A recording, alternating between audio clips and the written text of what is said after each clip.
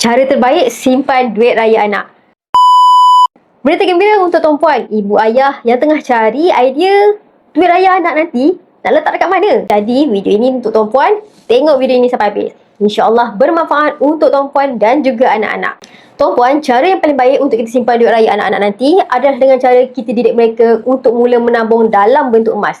Dengan Public Gold, tuan-puan, kita boleh daftarkan akaun emas Gap Junior untuk anak-anak yang berusia 18 tahun dan ke bawah. Jadi, mereka boleh menabung dalam bentuk emas, yang mana akaun emas Gap ini kita boleh saving secara minimum RM100 dan ke atas.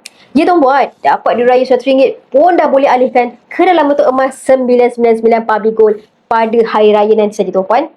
Bulan-bulan berikutnya pun sama, kita boleh top up juga emas untuk anak-anak dalam akaun emas Gap mereka. Jadi, setiap anak perlu ada akaun emas Gap Junior supaya setiap daripada mereka boleh fight each other. Siapa dapat saving dengan lebih banyak, dia yang menang. Tak juga tuan-puan, untuk persaingan yang sihat.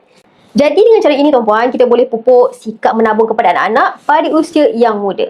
Melentur buluh biarlah dari rebungnya. Dan emas-emas yang ada dalam akaun emas Gap Junior ini, tuan-puan boleh fizikkan kalau tuan-puan nak. Tak ada masalah. Kita boleh fizikkan gold bar ataupun dinar. Ini adalah cara yang paling baik untuk tuan-puan manfaatkan duit raya anak-anak nanti.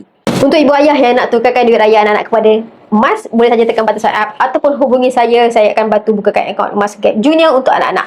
Design future with gold.